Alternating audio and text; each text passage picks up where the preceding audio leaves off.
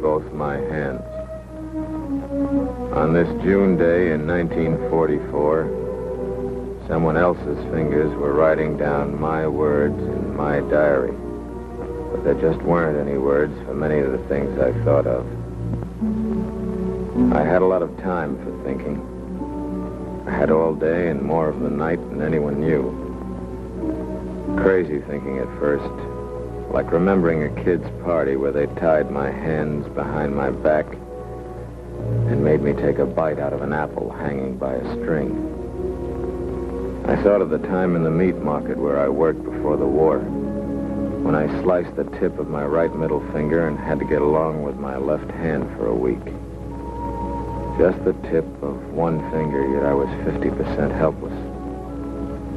How would it be now with stumps instead of fingers, and palms and wrists? How would it be when I couldn't even handle a cigarette by myself? Then I began to remember stories from civilian days of armless men who learned to paint good pictures with the brushes held between the toes. And back home, I'd heard of a woman without hands who knitted sweaters for the Red Cross with her feet. That wasn't much of a comfort. It was clever, and it was okay if someone's ambition were to paint portraits or knit sweaters with his feet. But it wasn't what I wanted. With the help of my neighbors, I could get by. I found that out early and felt better for it. But I didn't want to go through life dependent on others. Most of us in the ward felt that way. Days we'd kid each other and have plenty of laughs, but after lights out, I wasn't the only one who'd stare into the dark, thinking. I still thought of that kid's game with the apple on the string. Rip, who fixed it up for me to smoke, probably thought of other things, like walking across a frozen lake on stilts. He'd lost both feet at Anzio. One thing I envy the others, though. They got theirs in combat. I got mine on D-Day, all right, but it was in North Carolina when half a pound of TNT exploded ahead of schedule. I didn't have a German scalp hanging from my belt. I didn't have a Purple Heart. I didn't even have an overseas ribbon. All I had was no hands. Then, 3 weeks after I went into the ward, something came along that made a big difference to all of us lying there day after day, worrying and wondering. They'd shown us movies before, but they said this one was special. This one was made by the Army just for us. There wasn't a single blonde in it, but they said we'd all feel better if we'd take time out to meet McGonagall. This is my neighbor, Charles McGonigal. I'd like you to meet him. I think he's an interesting fellow. Watch him shaving, for instance. What's unusual about that? Well, Charlie has no hands. No hands other than these ingenious substitutes. But he does things as easily and...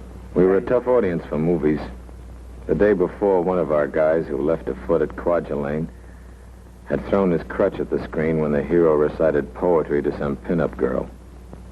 But we listened hard this day, all of us. Johnny with one leg. Buck, one leg. Frenchie, one arm. Bailey, one leg. Red, one arm. Cradella, no legs. Papa Frank, one leg. And me.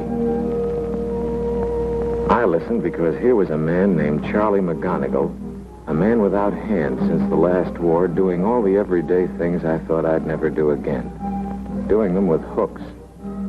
Nothing fancy like pole vaulting or repairing watches or even knitting with his feet.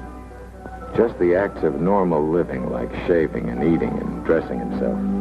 He does it alone from the first sock to the final tilt of his hat. This vest, instead of buttoning up in the regular way, hooks together for convenience sake. Charlie can handle buttons, but the hooks are time savers.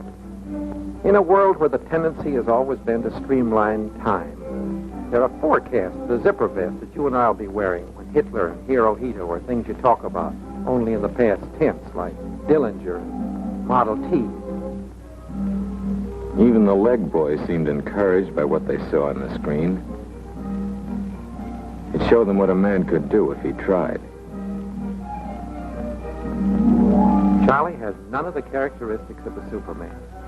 He's a man who lived normally before the war, and he set himself no goal but to live normally after it. He succeeded because he had patience. He had faith in himself. And he knew that it could be done. It took a little while, but he got there.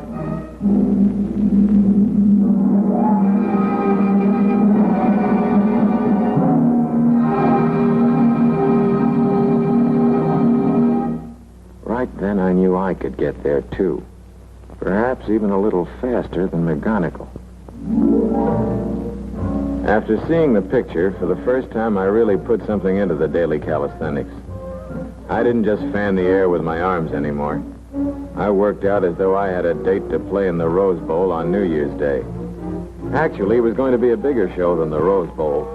The date I had was with McGonigal's way of living. Place, the normal world.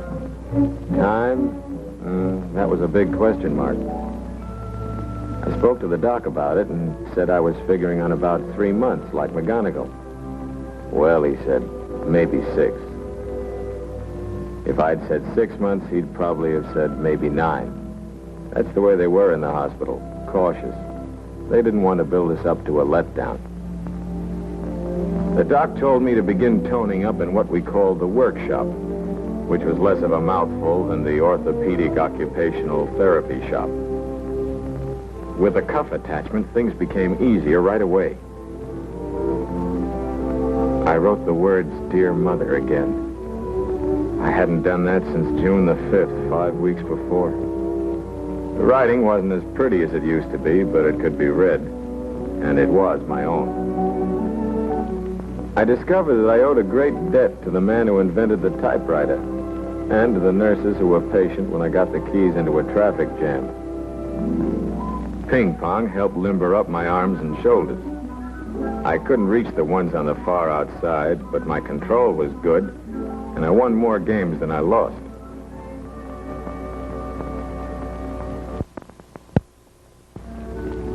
August the 3rd was a great day. Less than 6 weeks after my accident, the doctor told me my stumps looked okay, and it was time he gave me some new hands. Well, I felt like turning a couple of cartwheels, but that wasn't quite possible. So I just thanked him and made a date to go downstairs.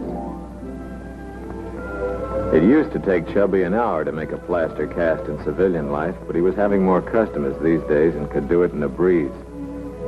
Chubby assured me I'd be dealing myself a Pat Royal flush a month from now. A month? That was more like it. Well, said Chubby, maybe 6 months. Everyone was playing it cozy.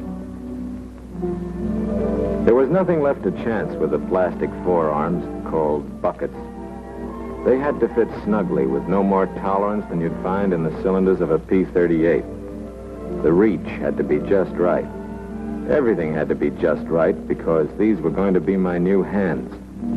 Strong enough to carry a trunk, sensitive enough to thread a needle. Some fellows have dress hands with fingers that would fool anyone when covered with a glove, but there's not much you can do with them except look pretty. I got my prostheses, as they're called, a week after Chubby took the mold, and the doc explained just how to work them. The normal position of the hooks is with the tips together, locked by strong elastic bands. Each hook is opened by a cord which is pulled by moving the opposite shoulder.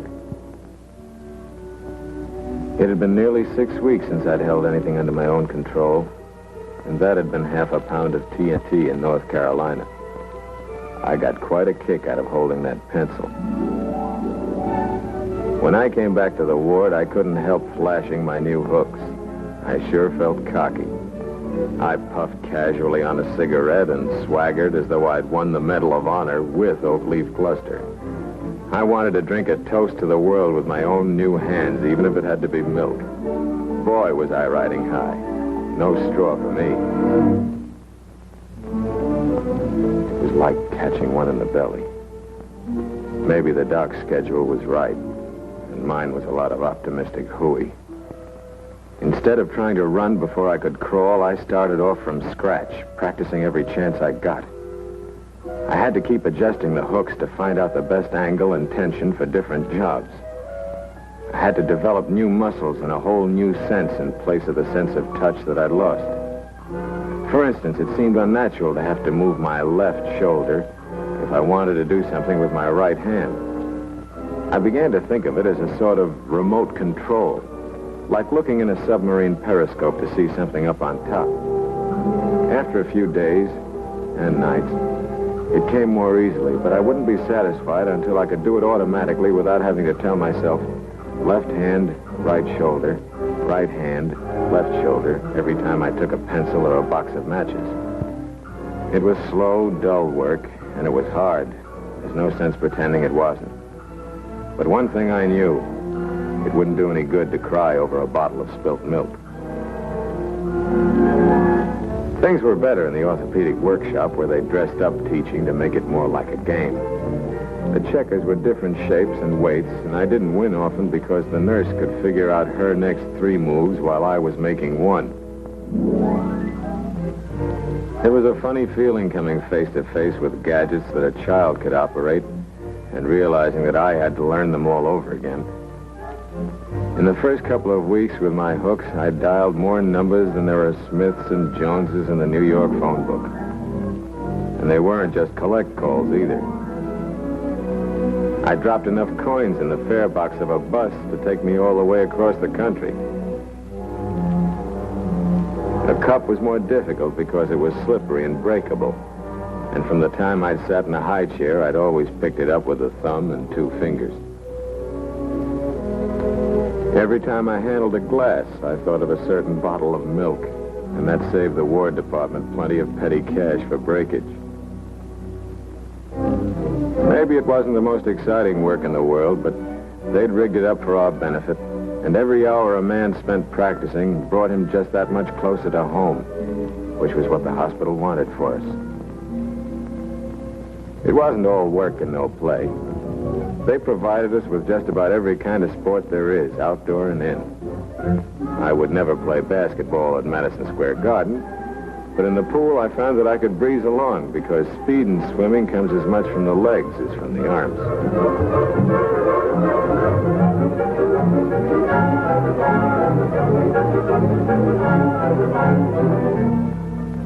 Most of us had jalopies in the garage back home. And we used to wonder sometimes how it would be to sit behind the wheel again. They had a practice car for us, and I soon found out I wasn't going to have to be a backseat driver all my life. Though there was one time I wished I had a chauffeur.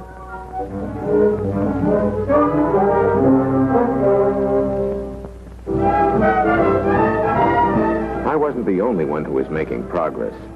It was wonderful to see how quickly the fellows had lost a leg, or both legs, had learned how to handle themselves. Watching them, I learned something about guts and the knack of having fun again.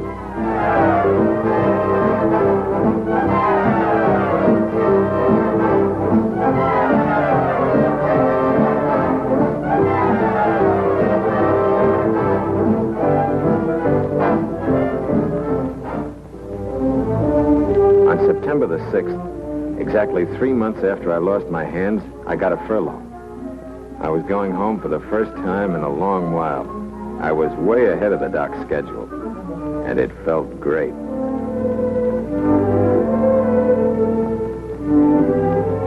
A furlough's a beautiful way to spend a piece of calendar. I was hopped up about it. But something happened on the train that got me unhopped. I spotted a seat. Then I saw who was on the other half of it. Well, I didn't want to scare her away like little Miss Muffet.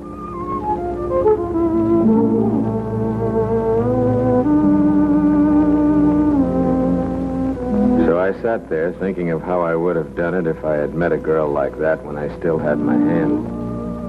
I'd have had a conversation going in 2 seconds flat. Tough traveling nowadays, I'd have said. If that hadn't worked, I'd have talked about the weather, which works when nothing else does. And then I'd offer a cigarette. If she took it, I could see whether she wore a wedding ring or not. Though somehow I was sure she didn't. I'd have asked her where she was going, and wherever it was, I'd have said I was going there, too. And what's more, I'd have gone there, whatever was written on my furlough papers. But there I was, sitting across the way, scared that it would scare her to see my hooks. I thought about the dress hands that looked natural, covered with gloves. I thought, is this the way it's going to be with me from now on? And I thought about the weather. That's what I thought for 20 miles of track, or maybe 30.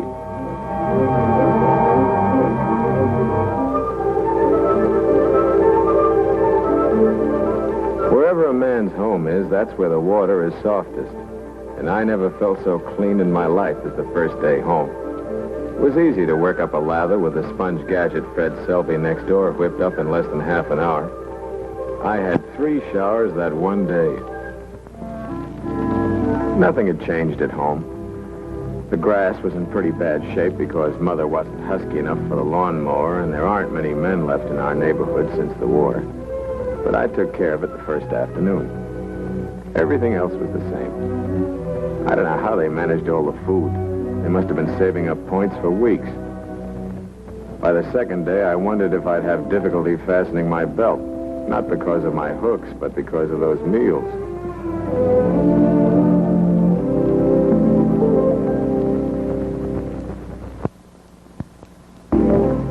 One of the important items on my furlough schedule was to make arrangements to go to college.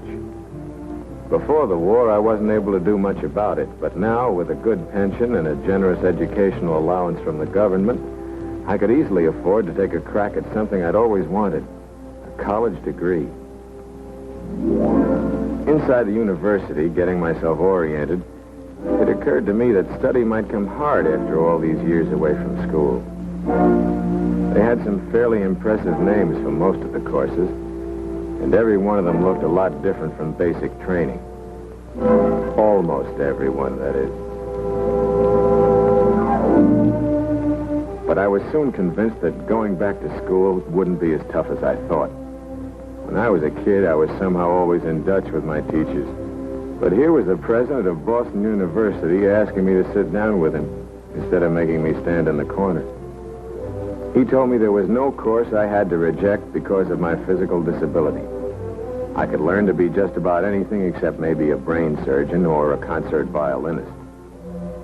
And for the first time, I knew how long something would take. 4 years. Not maybe 6 or maybe 8, but 4 years flat. That made good listening. That night, I dressed as carefully as if I were going to stand Saturday inspection. And in a way, I was. I had a date, and there couldn't be a hair out of place. I kept thinking of 2 things. That train ride from the hospital and the weather. I thought about them so hard, I'd still be getting into my blouse if it hadn't been fitted with those time savers I saw in the McGonigal picture. It had been quite a train ride after those first 20 or 30 miles of track. Yes, when you want to meet somebody, whether it's snow or sunshine, whether it's very warm for May or very cool for September, it's the weather that gives you the opening. I guess it always works, hooks or hands. This time, anyway, it worked like a charm. As for the hooks, she didn't ignore them completely that day on the train. That would have been more embarrassing than staring at them all the time. She noticed them, but she took them for granted, like too many freckles or flaming red hair. And after 5 minutes, I didn't feel I was much different from anyone else she knew. A bit luckier, that's all, because she lived only a mile from me, and now here I was dancing with her.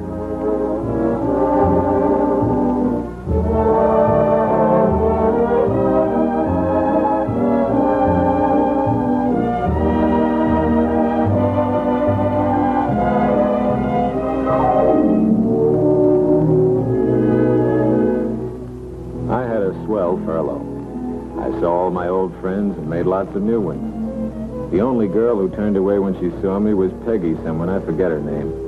And she'd been doing that ever since we were 12 when I put gum in her inkwell at school, so I almost liked her for not changing. It certainly was good to know that I hadn't lost my touch.